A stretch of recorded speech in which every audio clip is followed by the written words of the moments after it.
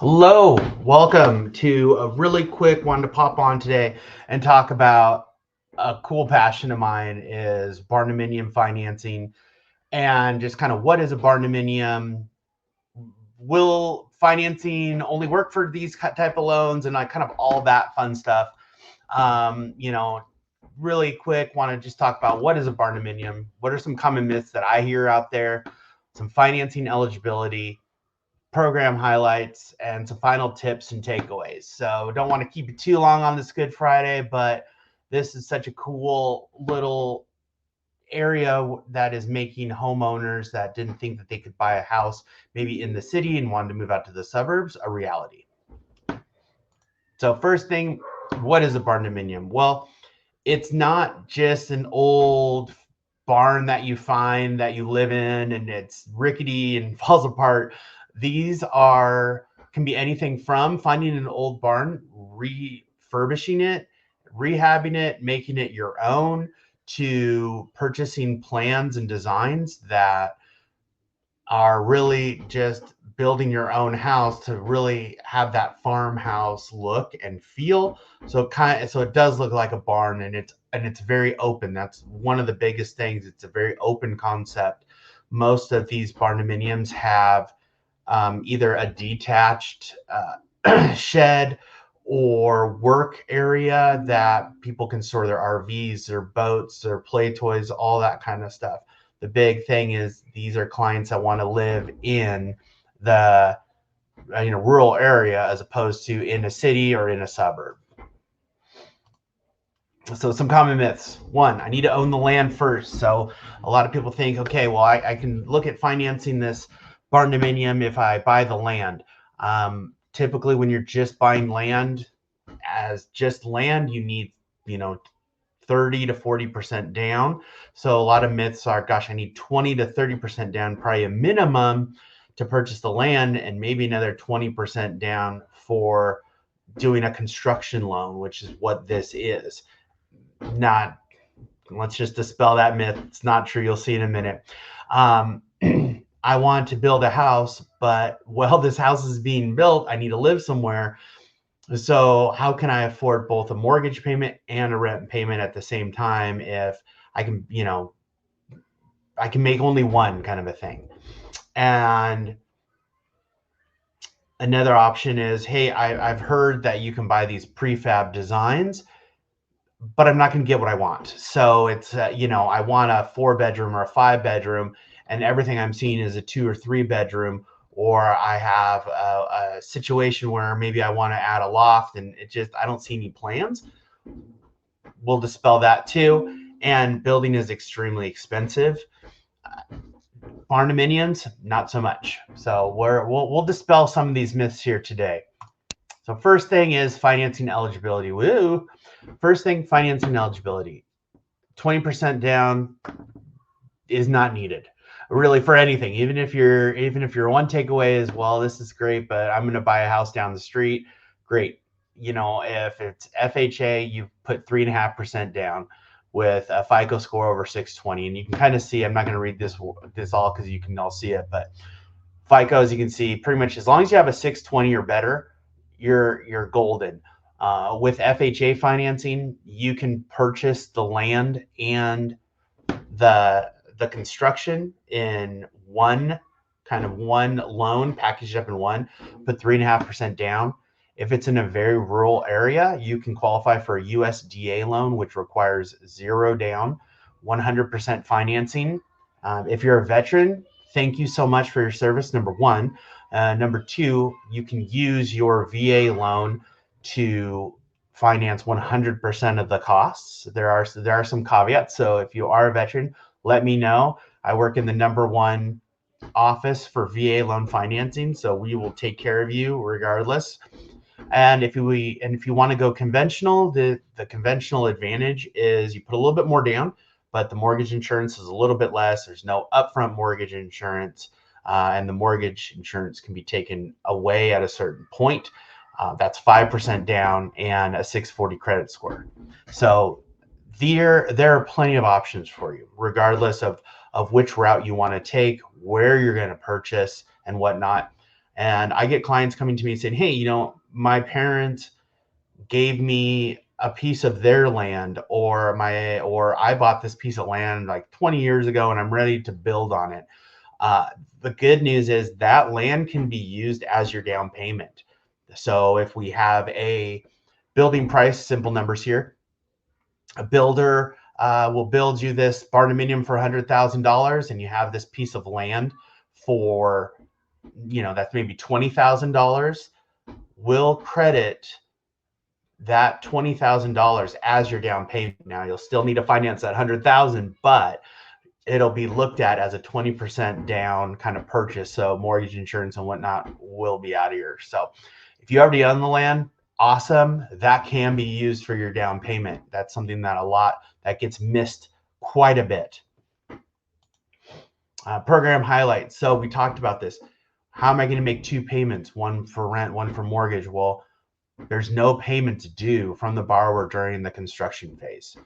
While your loan is while your construction is in process, there is no money due to you.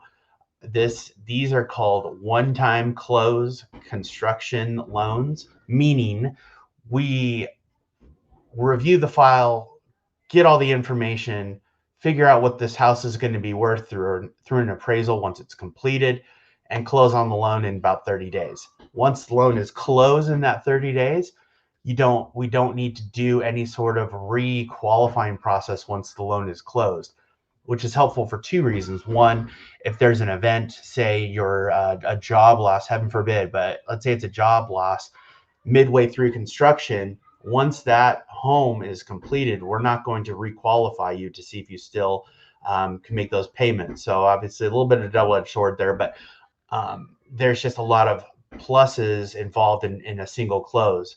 On top of that, you're not going to have to pay two closing costs. So you're going to close once. If rates do drop within the construction period, some lenders do allow a float down of rate, and some don't. But we can cross that bridge kind of when we get to the finish line and you're all moved in. And if you're a real estate agent, you're going to like this. You get paid your commissions once the loan closes, as opposed to waiting for the construction to close and all of that, and you're sitting waiting for 8 or 9 months waiting for this. If you go down the street and the home builder's 8 months away, cool, you sign your contract, you're good to go there, and then 8 months later when the loan closes, you get your commission. These are different loans. So once you're all said and done and our loan closes, commissions are paid out. You get to pick out all your finishings. So if you're a fan of a certain color and you just can't find it anywhere, or you have this idea of wanting to put different finishes and fixtures on things, fine, this is your house. You can pick it out. As long as it appraises for what we need to appraise it for, you're good to go. And a lot of times with barndominium financing, with barndominiums, since it is such an open concept and the materials used are a little different, the cost per square foot is a lot lower to build the barndominiums, as opposed to if you went to a builder and had them build you something, in a traditional neighborhood, we'll say. So the cost per square foot is lower, but as you can see from some of these pictures I've been showing, the designs, the finishes, everything there is still top-notch quality. So some quick tips and takeaways. First thing you're going to want to do, if you're thinking we've been looking for a house, we can't find anything in our price range, we just might want to start and just maybe build something. Maybe, hey, you love this idea of building a house, but a barndominium might not be your style. You're still going to want to consult a loan expert like myself that's knowledgeable in construction financing. Because if it's not a barndominium, what we can do is, maybe you want just a typical stick-built regular home on a piece of land. We have financing for that. It mirrors a lot of a barndominium. If you want to purchase a manufactured home and have it put onto a piece of land, we can help you with that as well. It mirrors a lot of the barndominium, except for the home is pretty much already kind of built, but we can help you loan experts knowledgeable in construction financing. We can help you structure this and make sure that you qualify for this dream home that you're about to build. Know how much you can afford. So you're moving, maybe out to a rural area, and there's going to be not only your mortgage payment, there's going to be, electric, water, all your utilities, which could be a little bit higher or not, depending on where you live. But what about this land? Who's going to take care of it? Does it need special irrigation? Does look at all the other costs associated with owning a larger piece of land. A lot of it is we have this big piece of land and we need to do the backyard, or we're going to make this backyard space. Well, that backyard space, let's say it's an acre. I mean, that could be quite costly to level and seed and grass. And, so take a look at, see how much you can afford monthly and what is feasible. Second thing, or third, you're going to want to consult. You can go online and search for blueprints.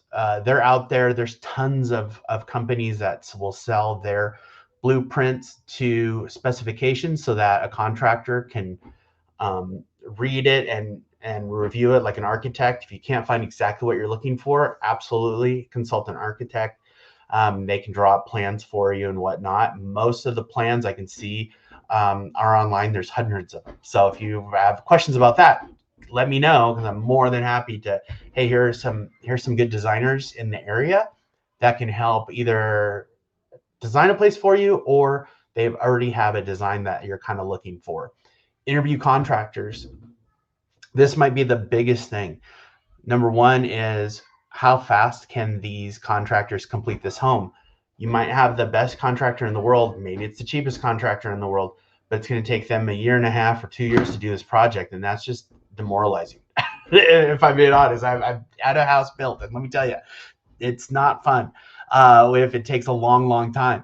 But you don't necessarily want the cheapest option either, because maybe the quality will be bad. So really take your time and pick out your contractor who can do the work and that has good references. And once you find your contractor, you're good to go.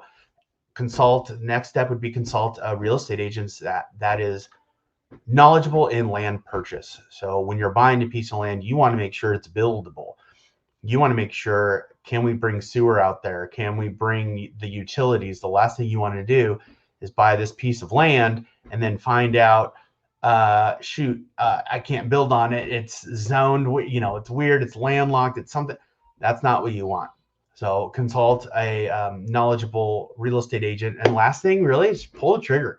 It's never going to be the most perfect time. Rates will either be maybe a little higher than you want, or the land might cost a little bit more than what you want. But really, at the end of the day, anything is, if you can, anything's better than renting a house, renting an apartment. You're not really building equity there, as you've been told 1,000 times.